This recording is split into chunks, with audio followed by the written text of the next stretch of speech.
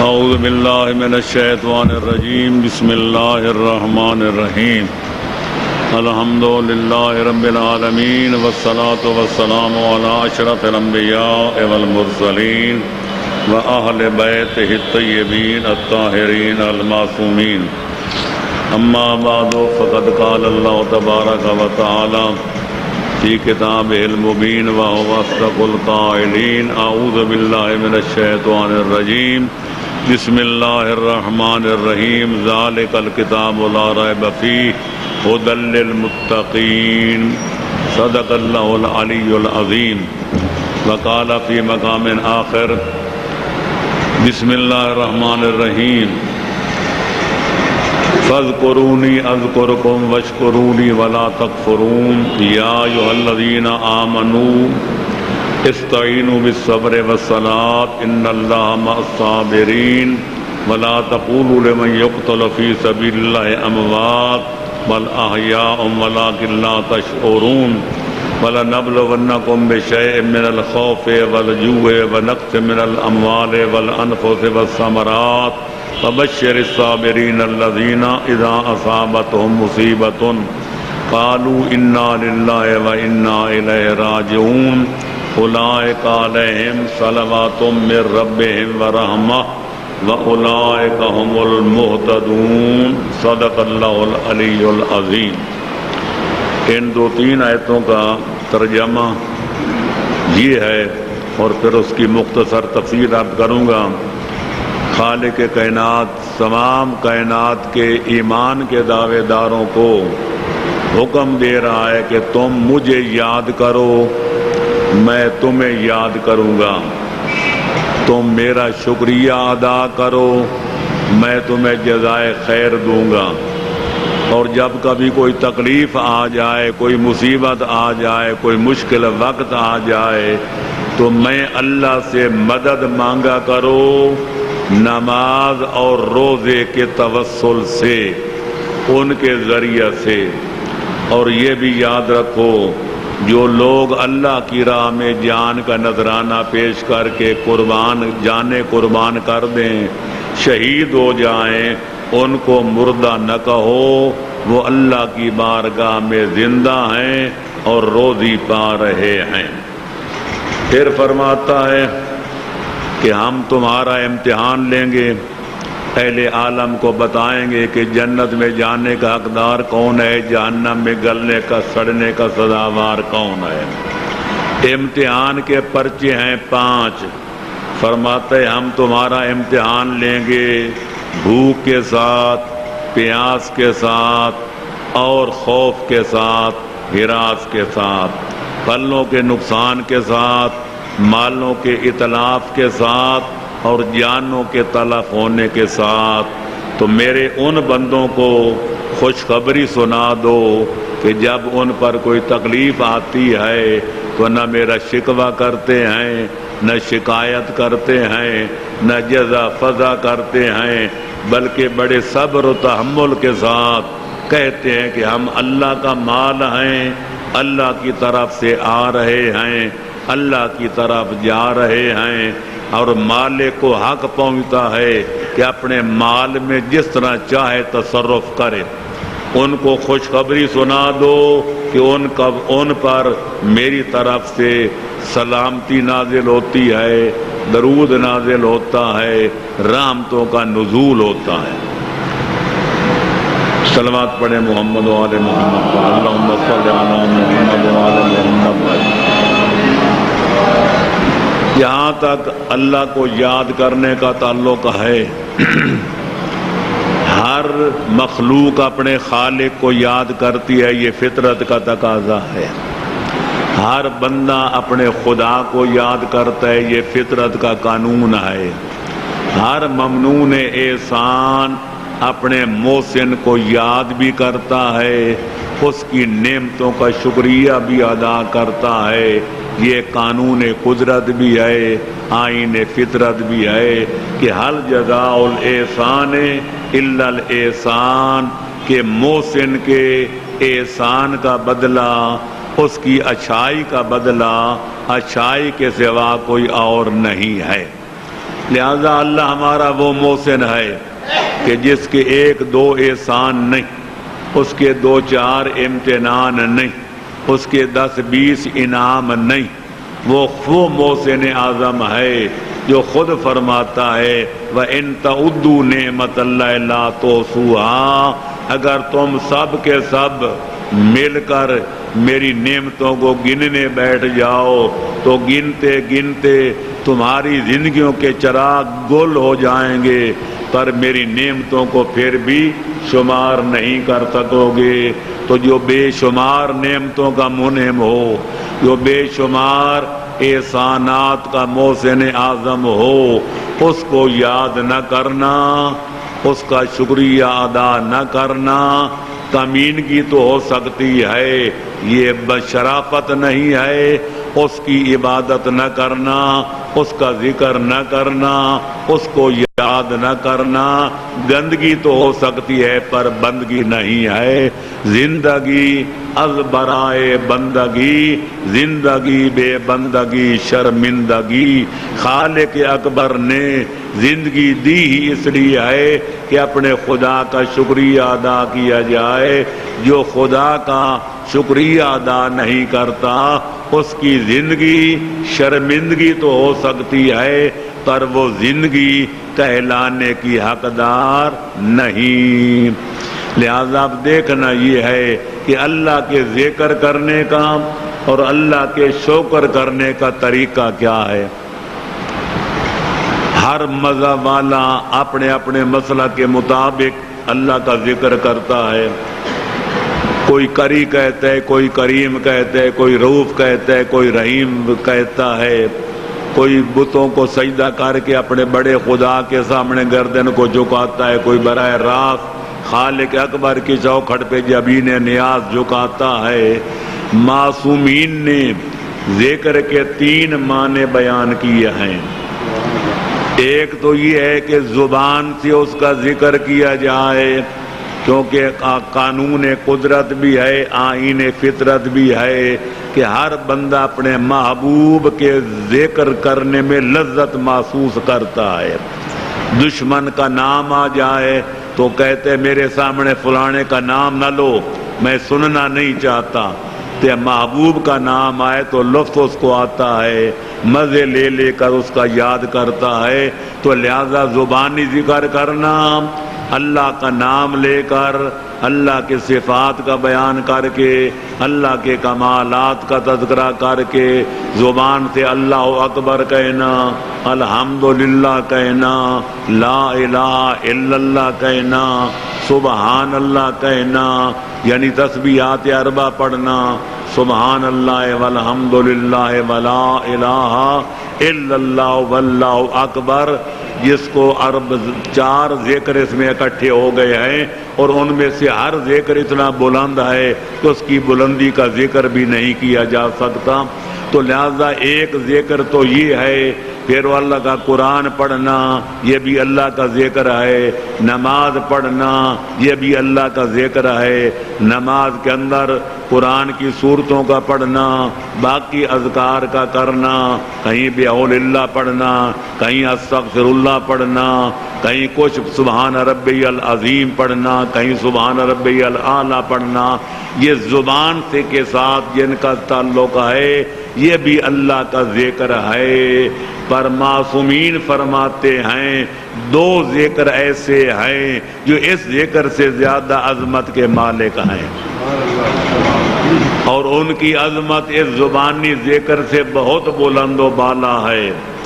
ایک ذکر یہ ہے کہ جب اللہ کی نافرمانی کا وقت آئے، شیطان آدمی کو گمراہ کر کے، بدراہ کر کے، رغبت دلا کے، شوق دلا کے، جھوٹے خواب دکھا کے گناہ کے دلدل میں پھنسانا چاہے تو اس وقت خالق کو یاد کیا جائے۔ شراب پینے کے اسباب مہیا ہیں، زنا کاری کے اسباب مہیا ہیں، کمرہ بند ہے، کواڑ بند ہیں، نہ کوئی جن دیکھنے والا ہے نہ کوئی انسان۔ جب ہر طرف سے اطمینان ہو جائے تو معصوم فرماتے ہیں یاد کرو اس اللہ کو جو اس حالت میں بھی تمہیں دیکھ رہا ہے۔ اگر اللہ کو یاد کرو گے کہ وہ تو مجھے دیکھ رہا ہے تو انشاءاللہ جو بچوں سے بھی چھپ کے گناہ کرتے ہیں، جو پاگلوں سے بھی دامن بچا کے گناہ کرتے ہیں، جب ان کو یقین ہو جائے گا کہ اور تو کوئی نہیں دیکھ رہا پر میرا خالق مجھے دیکھ رہا ہے، میرا مالک مجھے دیکھ رہا ہے، میرا پالک مجھے دیکھ رہا ہے، تو اس سے شرم کر کے گناہ سے اپنے دامن کو بچا لو اور گناہ کرنے سے رک جاؤ۔ یہ زبانی ذکر کرنے سے بڑا ذکر ہے۔ دوسرا سردی کا موسم ہے، غسل بے جنابت بھی کرنا ہے یا ٹھنڈے پانی سے وضو بھی کرنا ہے۔ گرمی کا موسم جیسے آج کل 16-17 گھنٹے کا روزہ بھی رکھنا ہے، تو ظاہر ہے کہ ٹھنڈے پانی سے غسل کرنے میں نمونیے کا خطرہ ہے، ٹھنڈے پانی سے وضو کرنے میں زکام کا خطرہ ہے، کہ ماشاءاللہ 15-16 گھنٹے نہ کچھ کھانا نہ پینا، اس میں بیماری کا خطرہ ہے، کئی لاچاریوں کا خطرہ ہے، کئی کسی کو بلڈ پریشر ہے، کسی کو شوگر ہے، کسی کو دمے کی تکلیف ہے، وہ کہتے اتنے گھنٹے کیسے منہ بند کریں؟ تو لہذا اللہ کو یاد کرو، یہ اس محسن اعظم کو حکم ہے، اور ایک بار نہیں 100 مرتبہ تقریباً کہا اقیم الصلاۃ، میرے بندو میری چوکھٹ پہ پیشانی جھکاؤ، میرے سامنے سجدہ ریز ہو جاؤ۔ لہذا ٹھنڈا پانی ہے یا گرم، پھر موسم ٹھنڈا ہے یا گرم، طبیعت آمادہ ہے یا آمادہ نہیں، خالق اکبر کے احسانات کو یاد کر کے توکل کر کے غسل بھی کرو، وضو بھی کرو، نماز بھی پڑھو، روزہ بھی رکھو، کہ 2-4 لاکھ روپے خرچ کرنا پڑے، جس نے دیا ہے اسی کے نام پہ خرچ کر کے اس کے گھر کی زیارت کرنے چلے جاؤ۔ جتنا عمل مشکل ہوگا اتنا اس کا اجر و ثواب بھی سب سے زیادہ ہوگا۔ افضل الاعمال احمدھا، سب سے زیادہ جو مشکل کام ہوتا ہے وہ افضل الاعمال ہوتا ہے، اس کا اجر سب سے زیادہ ہوتا ہے، اس کا ثواب سب اعمال سے زیادہ ہوتا ہے۔ تو اللہ کو یاد کرنے کے گویا 3 مطلب ہوئے۔ اللہ کو زبان سے یاد کرو، قرآن پڑھو، اس کے اسماء کا ورد کرو، اور نماز پڑھو، اذکار صلاۃ زبان پہ لاؤ، اور دوسرا یہ ہوا کہ جب گناہ کرنے کا ارادہ کرو تو اللہ کی عظمت کو یاد کر کے گناہ سے دامن کو بچا لو، اور جب واجب کی ادائیگی کا وقت آئے تو زحمت اٹھا لو، خدا کو یاد کر کے توکل بر خدا کر کے نماز بھی پڑھو، روزہ بھی کرو، حج بھی کرو، زیارات پہ بھی جاؤ، زکوٰۃ بھی دو، پھر خمس بھی دو، سچ بھی بولو، پورا بھی تولو، امانت کو ادا بھی کرو، وعدے کی وفا بھی کرو۔ اللہ فرماتے تم مجھے یاد کرو گے تو میں بھی تمہیں بھلاؤں گا نہیں، میں بھی یقیناً تمہیں یاد کروں گا۔ اور اللہ کی یاد یہ ہے کہ دنیا میں بھی عزت و عظمت عطا کرے گا، اور مرنے کے بعد جاگیر جنت کا پٹا ہمارے نام الاٹ کر دے گا، اور جہنم کی آگ کا کوئی گرم شعلہ ہمارے جیب و دامہ کے قریب کبھی نہیں آئے گا۔ وذالک هو الفوز العظیم۔ صلوات پڑھ دو محمد و آل محمد پر۔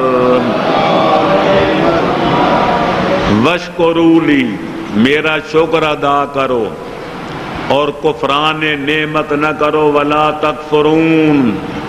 اب دیکھنا یہ ہے کہ اللہ کے شکریہ ادا کرنے کا طریقہ کیا ہے۔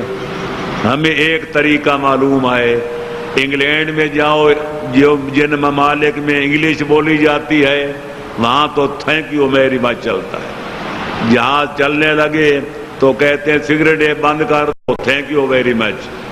اس کے بعد کہتے ہیں اب سگریٹ جلا لو، تھینک یو ویری مچ. اتنا لفظ تھینک یو بدنام ہو گیا کہ سگریٹ لگانی ہو تو بھی تھینک یو ویری مچ، اگر سگریٹ بجھوانی ہو تو بھی تھینک یو ویری مچ، ماتھے پہ ہاتھ رکھنا تو تھینک یو ویری مچ. ہمارے ہاں لفظ شکریہ چلتا ہے، اس کا ترجمہ یہ ہے یا وہ اس کا ترجمہ ہے لفظ شکر عربی ہے. تو لہذا ہم کہتے ہیں یا فلانا تیرا شکریہ، یا اللہ تیرا شکریہ، یا رسول اللہ تیرا شکریہ، یا علی تیرا شکریہ، یا فلاں تیرا شکریہ. لفظ شکریہ ادا کرنے کا نام شکریہ نہیں ہے. معصومین نے شکریہ کے جو معنی بیان کیے ہیں ان کا لب لباب یہ ہے کہ جس نعمت پر اللہ کا شکریہ ادا کرنا چاہتے ہو پہلے یہ دیکھو کہ خالق اکبر نے وہ نعمت دی کس لیے ہے. آنکھ دی ہے تو کس لیے، کان دیے ہیں تو کس لیے، زبان دی ہے تو کس لیے، ہاتھ دیے ہیں تو کس لیے، پاؤں دیے ہیں تو کس لیے، یہ سونگھنے کی طاقت دی ہے تو کس لیے، یہ بولنے کی قوت دی ہے تو کس لیے. پہلے یہ کرو معلوم کہ اللہ نے جو نعمت دی ہے اس کے نعمت عطا کرنے کا مقصد کیا ہے. کہ شکریہ یہ ہے کہ جس مقصد کے لیے اللہ نے وہ نعمت دی ہے اس نعمت کو اسی مقصد میں صرف کیا جائے. اللہ نے آنکھ دی ہے دیدہ عبرت نگاہی کے لیے. آسمان کو دیکھو، اس کی بلندیوں پہ غور کرو کہ بغیر شام بغیر ستونے کے کس طرح کھڑا ہے. زمین کی پستی پہ نظر ڈالو کہ یہ پانی کے فرش پر کس طرح کھڑی ہے. یہ پہاڑوں کو دیکھو، یہ زمین کی میخیں کتنے بڑے، کوئی ہمالیہ جیسے پہاڑ کس نے گاڑے ہیں. اللہ کے ستاروں کو دیکھو، سیاروں کو دیکھو، مخلوق کو دیکھو، انواع و اقسام کی مخلوق پہ دیکھو تو تمہیں اللہ کی قدرت یقین ہو جائے گا. لیکن ہم کیا کریں؟ نہ دیکھیں آسمان کی بلندیوں کو، نہ دیکھیں زمین کی پستیوں کو، نہ دیکھیں سیاروں ستاروں کو، تو نہ دیکھیں اللہ کی قدرت کے نظاروں کو، دیکھیں تو صرف نامحرم عورتوں کو. پھر زبان سے 1000 بار کہیں تیرا شکریہ، تو نے آنکھیں دی ہیں پر ہماری زبان خالق کا شکریہ ادا کرے گی اور نامحرم عورتوں کی تاڑ بازی کرنے والا اس کا عمل بتائے گا کہ یہ خدا کا ناشکرہ بندہ ہے. اللہ نے آنکھیں اس لیے نہیں دی تھی کہ تاڑ بازی سے کام لیا جائے، عورت مردوں کو دیکھے کہ مرد دیدہ پھاڑ پھاڑ کے عورتوں کو دیکھے. زبان دی ہے تو اپنے ذکر کے لیے، توحید کے پرچار کے لیے، محمد و آل محمد کی مد و ثنا کے لیے، اہل ایمان کے بیان کے لیے، اللہ کے احکام بیان کرنے کے لیے، تلاوت قرآن کرنے کے لیے. اس لیے نہیں دی ہے کہ لوگوں کو گالیاں دی جائیں، لوگوں کو دل آزاری کی جائے، مسلمانوں کو کافر بنایا جائے، مومنوں کو بے ایمان بنایا جائے، اللہ کے بندوں کو ایسا فتنہ پھیلا کے آپس میں لڑایا جائے، قتل و غارت پر آمادہ کیا جائے، فتنہ و فساد کی آگ بھڑکائی جائے. زبان اس کے لیے نہیں، تہمتیں لگانے کے لیے نہیں، گیلا گوئی کے لیے نہیں، اتہام و الزام سازی کے لیے نہیں، بلکہ اصلاح بین الناس کے لیے ہے. تو زبان کا شکریہ یہ ہے کہ وہ کام زبان سے نہ لو جن سے خالق نے منع کیا ہے. صلوات پڑھو محمد و آل محمد پر. اللہ نے کان دیے سننے کے لیے تو اللہ کا قرآن سنو، مصطفیٰ کا فرمان سنو، آل محمد کے احکام سنو، پھر مومنوں کی تعریف سنو، قرآن کی مد و ثنا سنو، دین کے حلال و حرام سنو، دین کے مسائل جائز اور ناجائز کو سنو، یہ ساری باتیں سنو، لیکن گانا بجانا نہ سنو، مومن کی غیبت نہ سنو، کسی کو گالیاں دے رہا ہے تو کان لگا کر اس کی گالیاں نہ سنو۔ ایک آدمی کو اطلاع ملی فلانے نے مجھے گالیاں دی ہیں، اس نے پیغام بھیجا، میرا چشمدید واقعہ اشارہ نہیں کروں گا کہاں کی بات ہے، کہ فلانے کو کہنا تو نے مجھے گالی دی ہے، تو کیا جانتا ہے گالی کیا ہوتی ہے؟ لوگوں نے گالیاں سیکھی مجھ سے ہیں، میں وہ ہوں اگر میں صبح شروع کروں تو شام تک گالیاں دیتا رہوں، ایک بار دوں گا دوبارہ دہرانے کی نوبت نہیں آئے گی، نئی گالیاں ہوں گی، نئی گالیاں ہوں گی۔ یہ اپنا کمال بیان کر رہا تھا، اتنی تو گالیوں کی مشق کی ہے کہ صبح شروع کرے تو شام تک جو ایک گالی دے گا دوبارہ اس کی اعادے کی نوبت نہیں آئے گی۔ تو مومن کا کام گالیاں دینا نہیں، مومن گالیاں سن تو سکتا ہے پر کسی کو گالی دیتا نہیں۔ مومن کا گلہ کیا جائے وہ اپنا گلہ سن تو سکتا ہے پر کسی کا گلہ کرتا نہیں، اس پر کوئی تہمت لگائے وہ برداشت کر سکتا ہے پر کسی پر غلط تہمت لگانا مومن کا کام نہیں۔ صلوات پڑھو محمد و آل محمد پر۔ لہذا اگر اس نعمت کو اسی مقصد میں خرچ کیا جائے جس مقصد کے لیے اللہ نے وہ نعمت عطا کی ہے، اس کا نام ہے شکرانہ نعمت۔ اور اگر اس نعمت کو اس کام میں صرف نہ کیا جائے جس کے لیے اللہ نے دی ہے، اس کا نام ہے کفران نعمت۔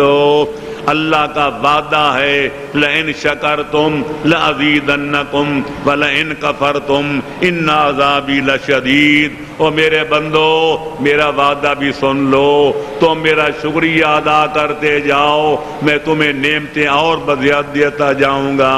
تم شکریہ ادا کرتے نہ تھکو، میں تمہیں نعمتیں دیتے نہیں تھکوں گا، لیکن خبردار میری نعمتوں کا انکار نہ کرنا، کفران نعمت نہ کرنا، ورنہ گھاٹے میں رہو گے۔ میری گرفت بھی بڑی سخت ہوتی ہے، جو نعمت دے سکتا ہے وہ دے کر واپس بھی لے سکتا ہے۔ ان اللہ لا یغیر ما بقوم حتی یغیروا ما بانفسہم۔ خدا نے آج تک اس قوم کی حالت نہیں بدلی، نہ ہو جس کو خیال آپ اپنی حالت کے بدلنے کا۔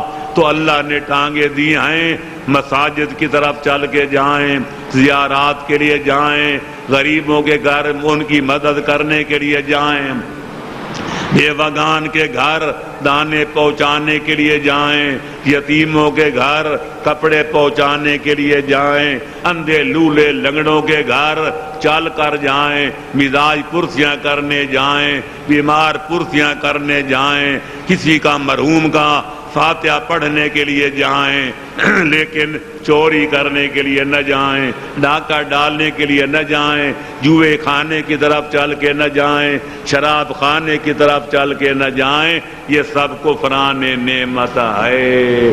صلوات پڑھو محمد و آل محمد پر۔ بس اس آیت کی اتنی تفسیر کافی ہے، اللہ قبول کرے پڑھنے والوں کا اور سننے والوں کی۔ اب آگے بڑھو۔ خدا فرماتا ہے کہ اگر دنیا ہے دار المحن، یہ محنتوں کا گھر، زحمتوں کا گھر، مصیبتوں کا گھر، تکلیفوں کا گھر، اگر کوئی ایسا کوئی آدمی دنیا میں تو رہے لیکن یہ چاہے کہ ہمیشہ فیصلے اس کے حق میں ہوں، جو وہ چاہتا ہے وہی اس کو مل جائے، کبھی منشا کے خلاف کوئی کام نہ ہو، تو یہ آرزو تو جنت میں پوری ہوگی۔ جنت میں وہ کچھ ہے جو کچھ آدمی چاہتا ہے، فیہا ما تشتہیہ الانفس وتلذ الاعین۔ جنت میں ہر وہ چیز ملے گی جو آدمی چاہے گا، ہر وہ چیز نعمت ملے گی جس کو دیکھ کر آنکھیں ٹھنڈی ہو جائیں گی۔ لہذا جنت ایک ایسا مقام ہے کہ جس میں راحت ہی راحت ہے، سکون ہی سکون ہے، آرام ہی آرام ہے، اطمینان ہی اطمینان ہے، مزہ ہی مزہ ہے، تکلیف کا کوئی نام نہیں ہے۔ تے جہنم وہ جگہ ہے جہاں دکھ ہی دکھ ہے، سکھ کا نام نہیں، رنج ہی رنج ہے، راحت کا کوئی نشان نہیں، غم ہی غم ہے، خوشی کا کوئی نام و نشان نہیں۔ لہذا جنت میں غم کوئی نہیں، جہنم میں خوشی کوئی نہیں۔ دنیا اللہ نے بنائی ایسی ہے، کبھی دکھ ہے کبھی سکھ ہے، اسی کا نام دنیا ہے۔ شادی ہو جائے تو جنت نظر آتی ہے، میاں بیوی میں سے کوئی ایک دوسرے کو داغ مفارقت دے جائے تو پھر جہنم بن جاتی ہے۔ اللہ نعمت اولاد عطا کر دے پھر جشن مناتے ہیں، دنیا جنت کا منظر پیش کرتی ہوئی نظر آتی ہے، تو وہی لاڈلا بچہ اگر داغ مفارقہ دے جائے پھر دنیا جہنم بن جاتی ہے۔ مال و دولت کی کثرت ہو، بندہ کرے اولیاں کہ رب کرے سولیاں، کوئی ٹیڑھا کام کرے تو بھی اللہ سیدھا کر دے، کوئی غلط کام کرے تو بھی اللہ اس کو صحیح کر دے، کہ دولت کی ریل پیل ہو تو پھر جنت نظر آتی ہے۔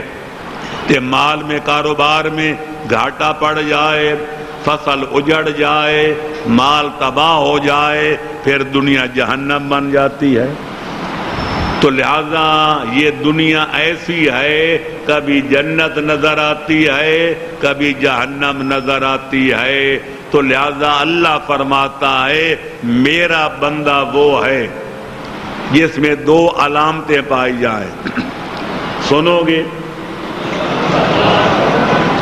درس قرآن اور مجلس میں یہی فرق ہوتا ہے۔ اللہ اکبر، یا رسول اللہ، یا علی، ماشاءاللہ۔ شریف بیٹھے ہیں، انہوں نے محسوس کیا کہ میں نے جب کہا سمجھ آ گئی ہے، کیونکہ آپ کی چوپ ایسے بتاتی ہے جس طرح کوئی قبرستان میں اذان دے رہا ہو۔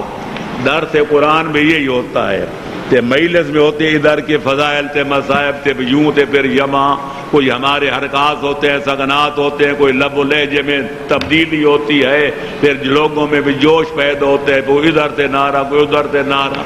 درس قرآن تو غور سے سننا پڑتا ہے کہ کوئی بات کہیں میری ادھر کانوں سے ادھر ادھر نہ ہو جائے، کہ کہیں میرا مزہ کرکنا نہ ہو جائے، کہ کہیں بات میری سمجھ میں شاید نہ آئے، توجہ سے بندہ سنتا ہے۔ تو میں اس بات کو زیادہ پسند کرتا ہوں کہ خاموشی کے ساتھ سنا جائے، تاکہ پتہ چلے پڑھنے والے نے پڑھا کیا، تے سننے والوں کے پلے پڑا کیا۔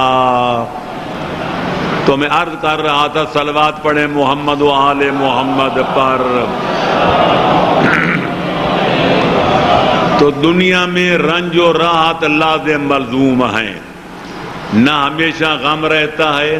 ان مع العسر یسرا، ان مع العسر یسرا، اللہ نے 2 مرتبہ فرمایا ہر تکلیف کے ساتھ راحت ہوتی ہے، ہر رنج کے ساتھ راحت ہوتی ہے۔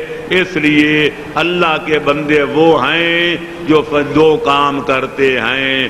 وہ 2 کام یہ ہیں کہ دنیا کی دولت آ جائے تو خوشی نہ مناؤ، اور دولت چلی جائے تو غم نہ مناؤ۔ یہ ہاتھوں کا میل کچیل ہے، کبھی جمع ہو جاتی ہے کہ صابن سے ہاتھ دھو لیے جائیں تو پھر ساری میل کچیل رفع دفع ہو جاتی ہے۔ لہذا لا تاسوا علی ما فاتکم ولا تحزنوا علی ما فاتکم۔ دنیا چلی جائے تو غم نہ مناؤ، دولت آ جائے تو جشن نہ مناؤ۔ دنیا اس قابل نہیں کہ اس کے آنے پر خوشی منائی جائے، تے جانے پر صف ماتم بچھائی جائے۔ لہذا مطلب یہ ہوا اللہ کی رضا پر راضی رہنا سیکھ لو، پھر غم غم نہیں رہتا۔ رنج سے غالب نے اسی مطلب کو اپنے مخصوص رنگ میں یوں بیان کیا تھا، رنج سے خوگر ہوا انسان تو مٹ جاتا ہے رنج، مشکلیں مجھ پر پڑی اتنی کہ آسان ہو گئیں۔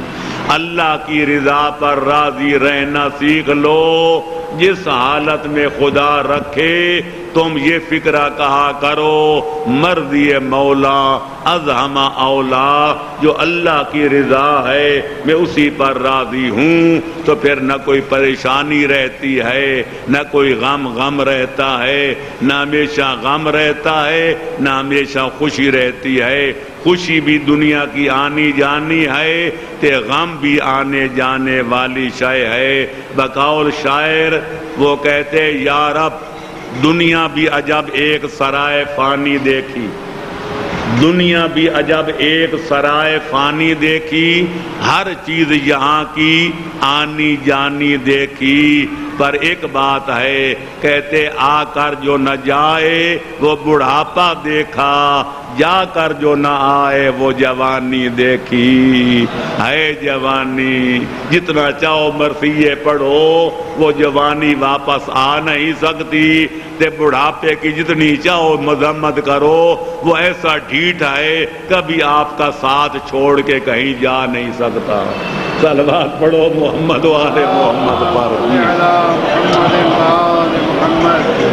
عرب کے شاعر کہتے اعلیٰ جس کی اس کی حالت یہ تھی، کانوں سے بہرا آنکھوں سے اندھا، تے کمزوری نہ منہ میں دانت نہ پیٹ میں آنت، وہ کہتے الا لیت الشباب لنا یعود فاخبرہ بما فعل المشیب، اے کاش ایک دفعہ جوانی واپس آ جاتی اور میں اس کو بتاتا کہ تیرے جانے کے بعد بڑھاپے نے میرے ساتھ کیا کیا ظلم کیے ہیں، لیکن جوانی واپس آتی نہیں، مجھے شکایت کرنے کا موقع ملتا نہیں، بس اندر ہی اندر مر رہا ہوں، تے دم گھٹ رہا ہے، پر کیا کروں، کسی کے پاس شکایت کرنے کی فرصت نہیں، نہ میرے پاس بیان کرنے کی، نہ دوسروں کے پاس سننے کی۔ تو لہذا آسان طریقہ یہ ہے کہ جس حالت میں خدا رکھے آدمی اس پر راضی ہو جائے۔ تو لہذا میں عرض یہ کر رہا تھا، تمہید تھی، آنے والی آیت تھی کہ دنیا میں اگر کوئی تکلیف آ جائے، کوئی مصیبت آ جائے، اس کے ٹالنے کا طریقہ کیا ہے؟ اللہ کی بارگاہ میں اپنی مصیبت کا تذکرہ کرو، یا اللہ رب انی مسنی الضر، یا اللہ مجھے تکلیف ہے، مجھے بخار ہے، میرے پاس رزق کی کمی ہے، اولاد نہیں ہے، جائیداد نہیں ہے، صحت نہیں ہے، یہ نہیں ہے، وہ نہیں ہے۔ اور اگر پھر بھی نہ ٹلے تو دو طریقے اللہ نے بتائے، ایک نماز کی منت مانو، دوسرا روزے کی منت مانو۔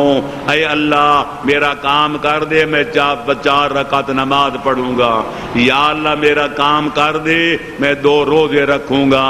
منت تھوڑی مانا کرو، میں جب مانتا ہوں تو 2 رکعت سے زیادہ میں نے کبھی منت نہیں مانی۔ مجھے وہ واقعہ یاد ہے ایک عزیز کا جس نے میٹرک کا امتحان دیا، یہی سرگودے کی بات ہے 2-4 سال پہلے کی۔ اس نے منت مانی اگر میں فرسٹ ڈویژن میں پاس ہو گیا تو 50,000 رکعت پڑھوں گا۔ اللہ کی کرنی ایسی ہوئی کہ وہ فرسٹ ڈویژن میں پاس ہو گیا ہو، لیکن جب اس کو ہوش آیا کہ 50,000 رکعت، پھر مسئلے پوچھنے لگا، جناب میں کیا کروں، میں پڑھ نہیں سکتا۔ تو میں نے کہا پاؤں پھیلانے سے پہلے اپنی چادر دیکھ لو، لہذا اتنی منت مانو جو ادا بھی کر سکو۔ بڑی پرانی بات ہے، بھلوال کی بات ہے، آگے اس کے بعد مجھے بھی نہیں ان کا نام آتا۔ اس نے ایک مشہور ذاکر کی منت مانی، اللہ مجھے بیٹا دے، میں امام حسین علیہ السلام کی میلت پڑھواؤں گا، تے فلانے سے پڑھواؤں گا۔ ایک مشہور ذاکر تھا، تو وہ پیسے بہت زیادہ لیتا تھا، جب اس کو اللہ نے بیٹا دیا آل محمد کے صدقے میں، اس نے منت پوری کرنا چاہی، اس ذاکر صاحب سے رابطہ کیا، دونوں اللہ کو پیارے ہو گئے، اللہ معاف کرے سب کو، تو اس نے کہا اتنے 1000 لوں گا۔ اس نے کہا جی میرے پاس تو غریب آدمیوں اتنے پیسے نہیں ہیں۔ کہنے لگے غریب پڑھنے والے اور بہت ہیں، کسی اور کو بلا کے مجلس پڑھا لے، اگر مجھ سے پڑھوانی ہے تو اتنے 1000 کا انتظام کرنا پڑے گا۔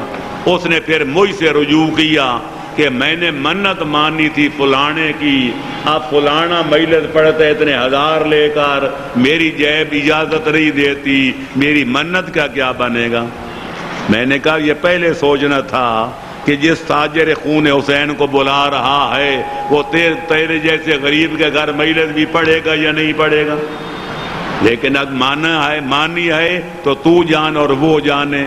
اور پھر اس کو میں نے بعد میں بتایا ایسی منت ہی نہیں ہوتی جو ناجائز ہو۔ اس نے یہ گانا ہے فلمی طرزوں میں، یا اس نے جھوٹ بولنا ہے، اور دونوں کام جائز نہیں ہیں۔ تم کسی شریف ذاکر کو یا کسی غریب مولوی کو بلا کے مجلس پڑھا لو، انشاءاللہ خدا بھی راضی ہو جائے گا تو امام حسین بھی ناراض نہیں ہوں گے۔ صلوات پڑھو محمد و آل محمد پر جی۔ تو بہرحال میرے دوستو مطلب یہ ہوا کہ منت ماننی چاہیے۔ خود حسن آل محمد کا عمل گواہ ہے، سارے 1 to all ذاکر مولوی پڑھتے ہیں، اور آپ ہمیشہ بچپن سے لے کر آج بڑھاپے تک، جو بوڑھے ہیں وہ بوڑھاپے ان کا گواہی دے گا، جوانوں کی جوانی شہادت دے گی کہ سارے پڑھتے ہیں کہ سورہ دہر آل محمد کا قصیدہ ہے۔ یہ سورہ دہر وَيُطْعِمُونَ الطَّعَامَ عَلَىٰ حُبِّهِ مِسْكِينًا وَيَتِيمًا وَأَسِيرًا، جس میں اللہ نے آل محمد کے فضائل بیان فرمائے ہیں۔ آخر آپ کو پتہ ہے اس کی شان نزول کیا ہے؟ حسنین شریفین بیمار ہوتے ہیں اور مولا علی منت مانتے ہیں، یا اللہ میرے شہزادوں کو صحت عطا فرما، میں 3 روزے رکھوں گا۔ یہی منت جناب بطول نے مانی کہ یا اللہ میرے لالوں کی جوڑی کو صحت عطا کر، میں بھی 3 روزے رکھوں گی۔ شہزادوں نے جن کو بخار تھا، جب سنا کہ ہمارے والد بزرگوار اور مادر گرامی ہمارے لیے جان کو جوخوں میں ڈال رہے ہیں، وہ ہماری صحت یابی کے لیے روزہ رکھیں گے تو ہم کیوں نہ رکھیں؟ یا اللہ تو ہمیں لباس صحت عطا فرما، ہم بھی 3 روزے رکھیں گے۔ باقی رہ گئی گھر میں ایک نوکرانی جناب فضا، اس نے سوچا گھر کے مالک سارے روزے رکھیں گے، میں روٹیاں توڑوں گی۔ اس نے کہا یا اللہ میرے آقا زادوں کو صحت عطا کر، میں بھی 3 روزے رکھوں گی۔ آگے کے واقعات آپ کے سنے ہوئے ہیں کہ روزہ رکھا گیا، اللہ نے صحت عطا فرمائی، روزہ رکھا گیا۔ پہلے دن افطاری کے ٹائم پر کوئی مسکین آ گیا، دوسرے دن یتیم آ گیا، تیسرے دن ایک اسیر آ گیا۔ آل محمد نے اپنی روٹیاں اس کے حوالے کر دی اور پانی کے چند گھونٹ پی کر روزہ کھولا گیا۔ تیسرے دن کمزوری بڑھ گئی ہے، رنگ زرد پڑ چکے ہیں، رڑ کھٹاڑ قدموں میں پیدا ہو چکی ہے۔ ادھر یتیم و مسکین آ کر شکریہ ادا کرنا چاہتے ہیں۔ آل محمد نے خلوص میں ڈوبل ہو جملہ کہا، انما نطعمکم لوجہ اللہ لا نرید منکم جزاء ولا شکورا۔ او مسکینو، او یتیمو اور اسیرو، ہم جو تمہیں کھانا کھلاتے ہیں اور خود بھوکے رہتے ہیں تمہاری مدح و ثنا کے لیے نہیں، تمہارے قصیدے سننے کے لیے نہیں، تم سے کوئی افزانہ لینے کے لیے نہیں، تمہارا شکریہ ادا کرنا چاہنے کے لیے نہیں۔ ہم جس ذات ذوالجلال کی خوشنودی کے لیے خود بھوکے رہ کے تمہیں کھانا کھلا رہے ہیں، وہ ذات ہمارے عمل کو دیکھ رہی ہے۔ خالق کائنات کو آل محمد کی یہ ادا، وہ اتنی پسند آئی کہ خالق اکبر نے، بے نیاز خدا نے جو کسی کا محتاج نہیں، مالک دو سرا اور کائنات کا خالق مالک پالک شکریہ کی آیت نازل کرتا ہے، وَكَانَ سَعْيُكُمْ مَشْكُورًا۔ اے آل محمد، اگر آپ مسکینوں، یتیموں، اسیروں کا شکریہ قبول نہیں کرتے، میں خالق دو سرا تمہارا شکر گزار ہوں۔ اللہ اکبر، یا رسول اللہ، یا علی۔ تو اندازہ لگاؤ آل محمد کا کردار، انہوں نے بھی منت مانی تھی 3 روزوں کی۔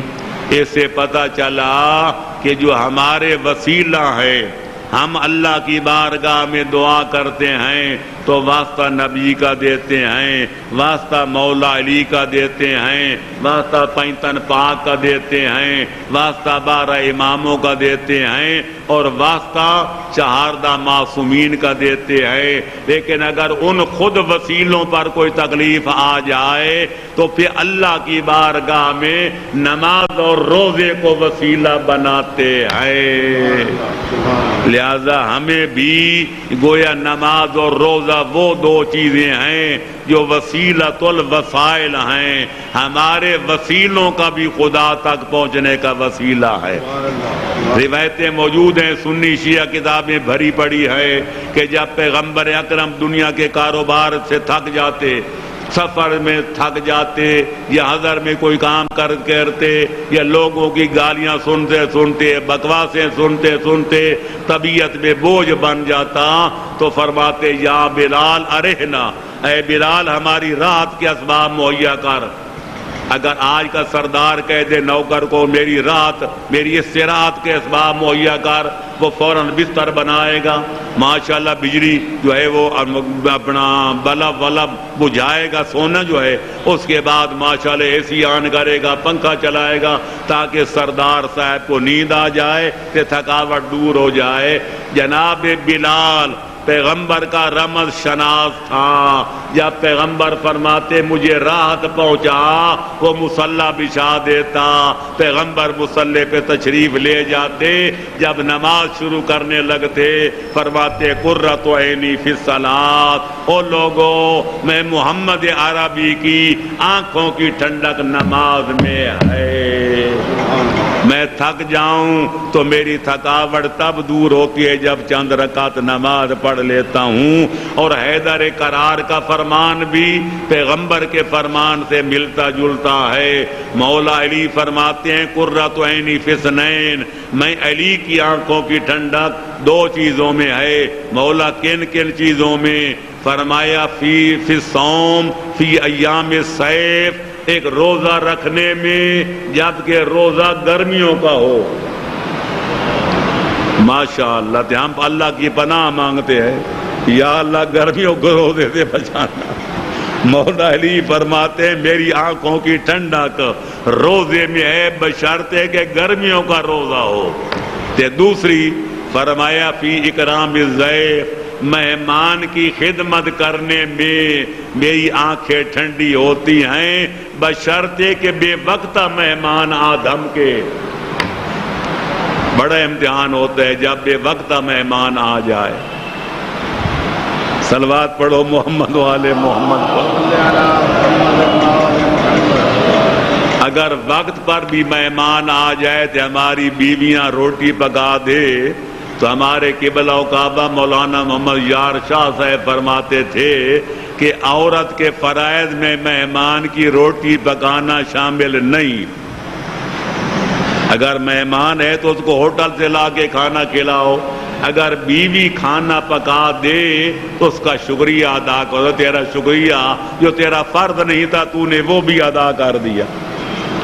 تو لہذا بیوی ابھی اس وقت تک پکاتی ہے جب وقت پر مہمان آئے، جب سارے کھا پی چکے ہوں، تے برتن صاف ہو چکے ہوں، تے بے وقتی روٹی پکانی پڑ جائے وہ بہت بڑا تاوان معلوم ہوتی ہے۔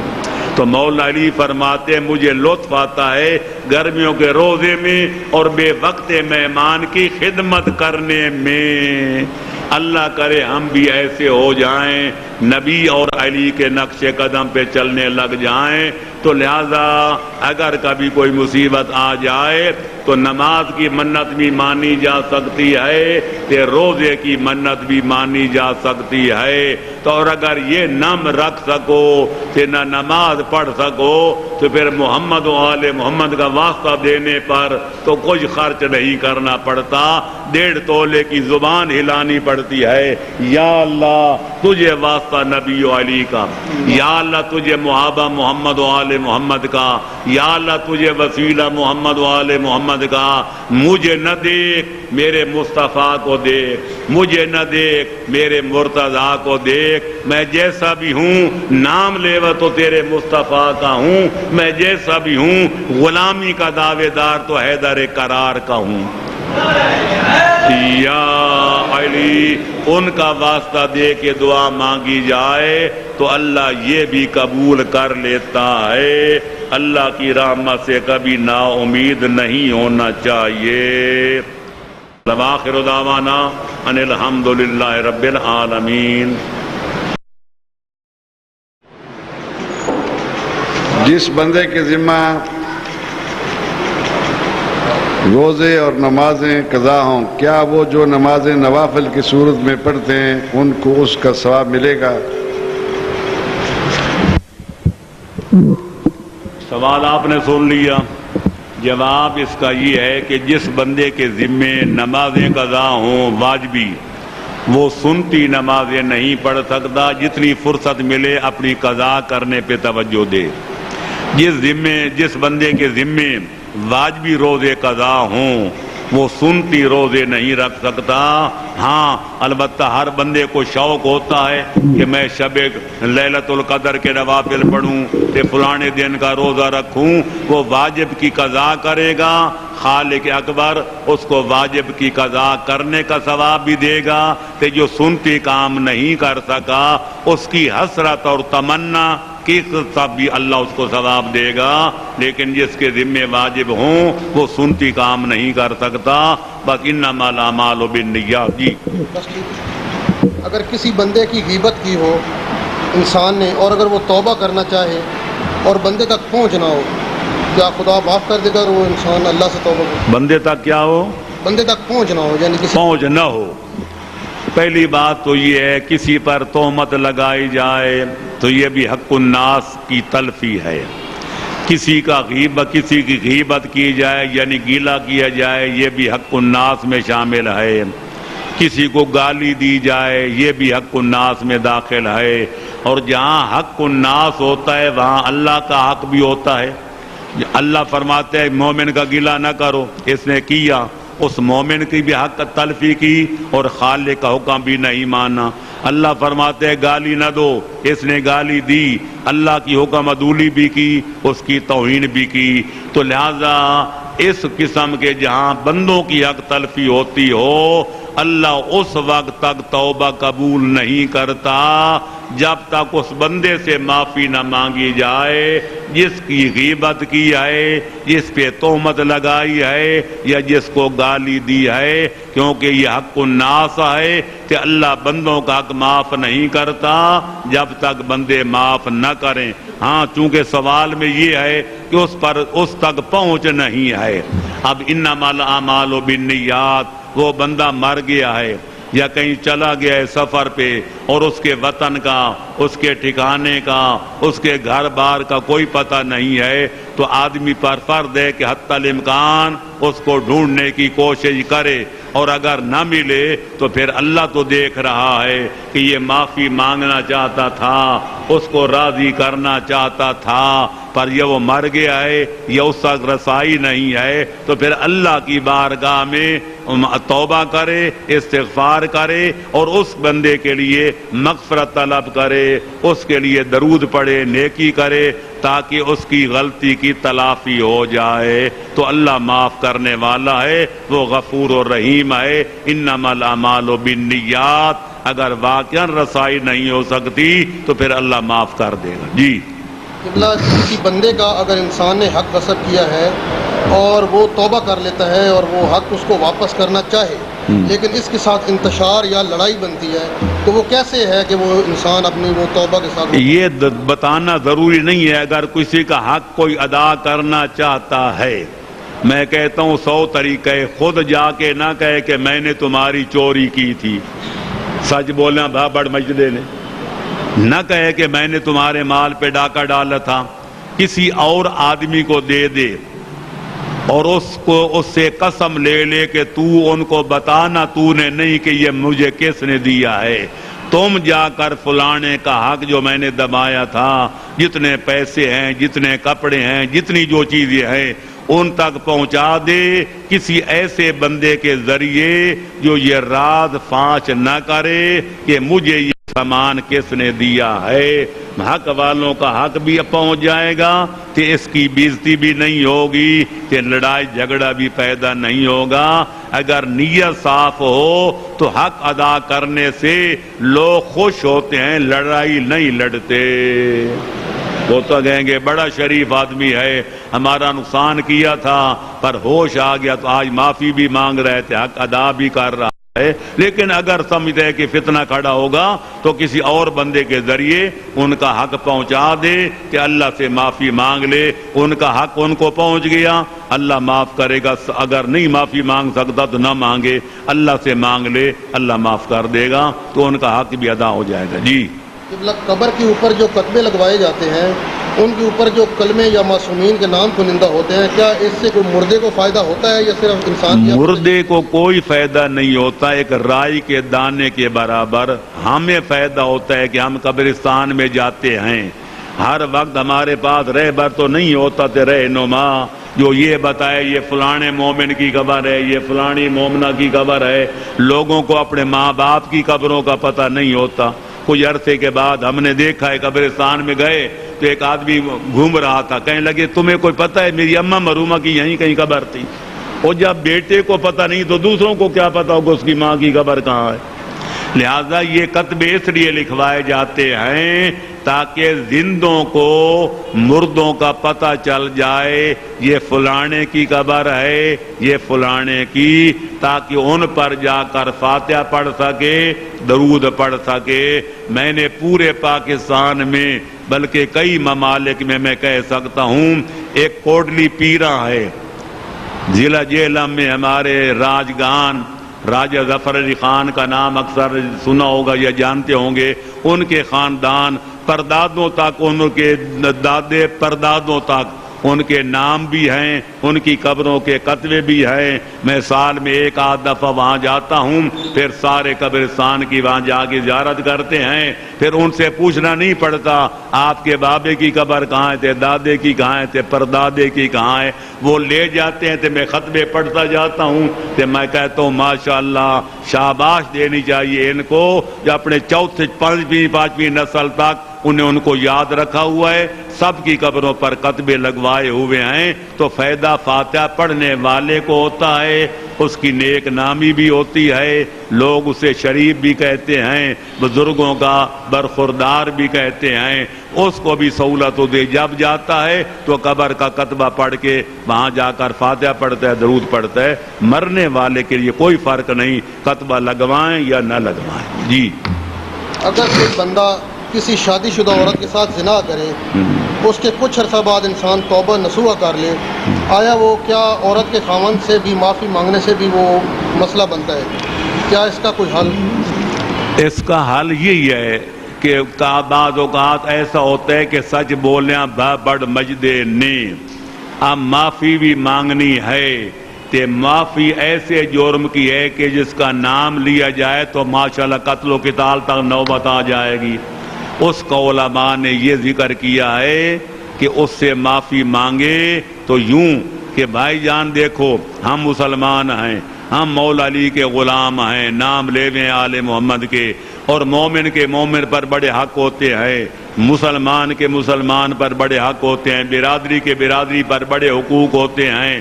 لہذا اگر میں نے آپ کے حق میں کوئی کوتاہی کی ہو تو للہ مجھے معاف کر دینا. اس طرح گول مول فکرے کہنے سے وہ کہہ دی کوئی بات نہیں میں نے معاف کیا، اتنا کافی ہے.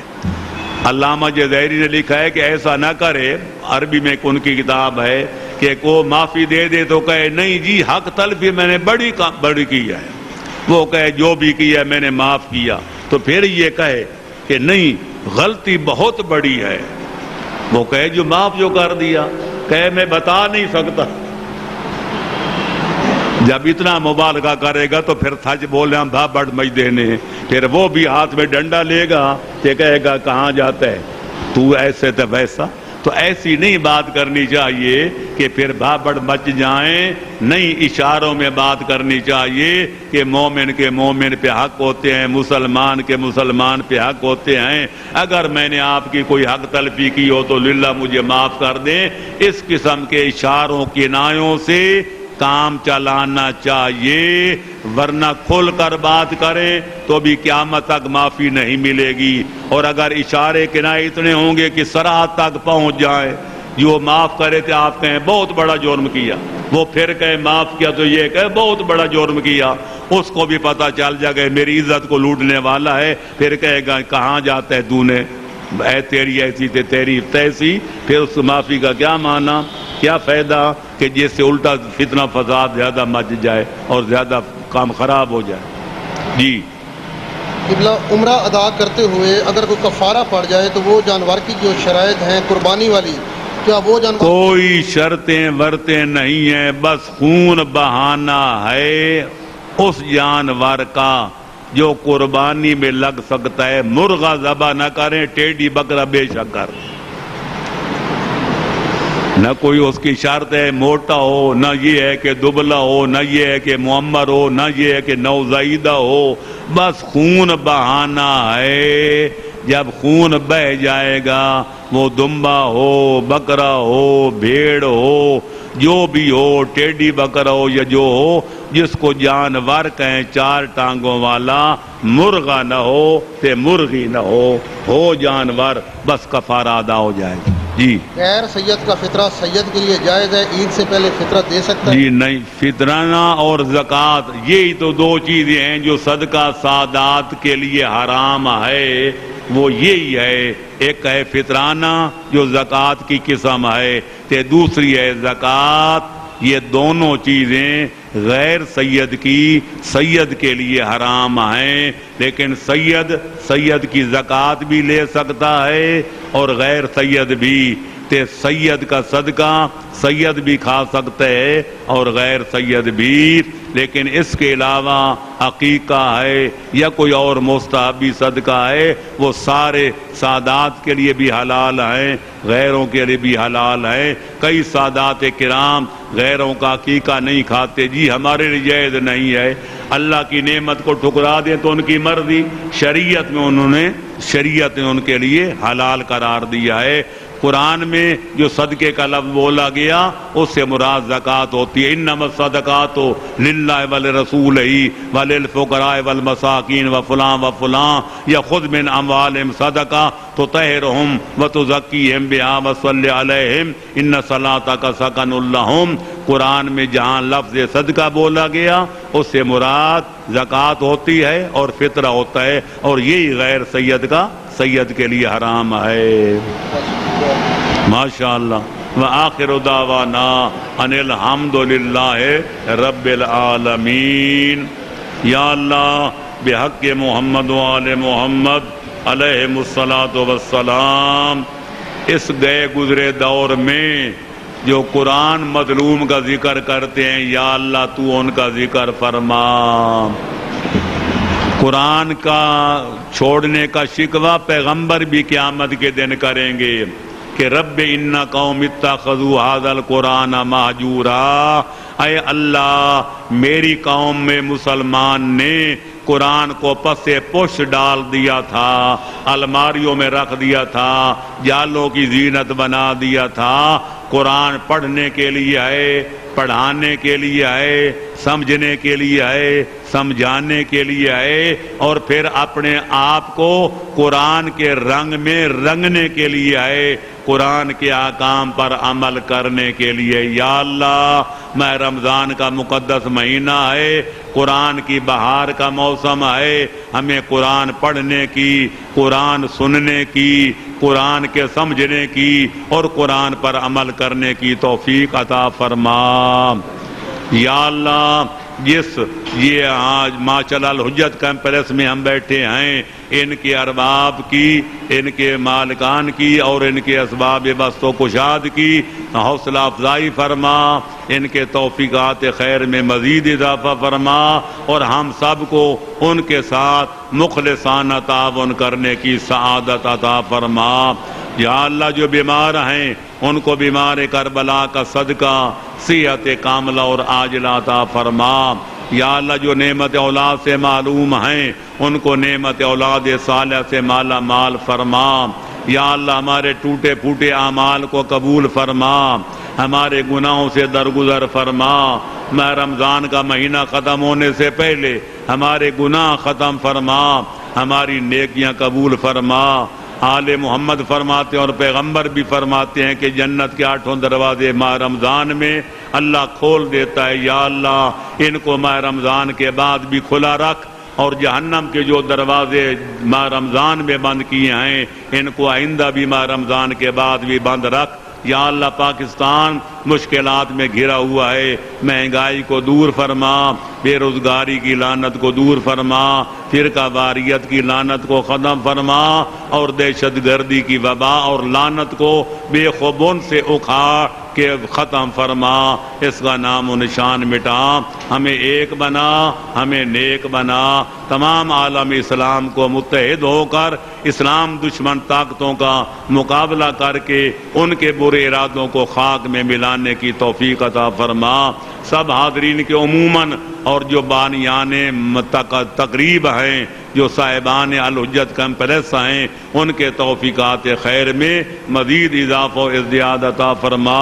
ماشاءاللہ، اندر سے تو آپ ماشاءاللہ یہ سیمنٹ وغیرہ سیمنٹڈ ہو چکے ہیں، باہر والی حالت جو ابھی تک وہ پتلی ہے اس کی بھی تکمیل کرنے کی مومنین کو توفیق عطا فرما، کہ ماشاءاللہ اتنی اوپر والی منزل کو بھی مکمل بنانے کی سعادت عطا فرما۔ ہمیں ایک بنا، ہمیں نیک بنا، ہمارا خاتمہ ایمان پر فرما، ہمارا حشر و نشر 4 معصومین کے سچے غلاموں کے زمرے میں فرما۔ ربنا تقبل منا انک انت السمیع العلیم، ربنا آتنا فی الدنیا حسنۃ وفی الآخرۃ حسنۃ وقنا عذاب النار بحق النبی وأہل بیتہ الاطہار الابرار الاخیار۔ اللہم صل علی محمد وآل محمد وعجل فرجہ۔ ماشاءاللہ۔